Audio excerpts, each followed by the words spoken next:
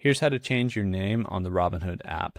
So in the lower right hand corner, we're going to go to our little profile icon, and then we can open up our menu. And you'll probably notice as you scroll down and hit up settings, you're going to have personal information. Inside of here, you have your name and other editable information, but your name isn't editable. That's because you actually have to contact support to get your name changed. And you'll have to have documentation with this as well. So like some kind of legal certificate, marital license, whatever it is, something along those lines to change your name, depending on why your name needs changed.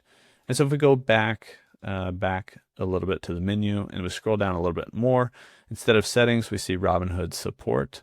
So we can click on that and we can actually just go to our support chats or contact support down here. And that's going to pull open this chat window. You could say something as simple as change name and send that into the automated chat. It's probably going to pop open with a couple options that don't really make sense for what you told it. We'll see.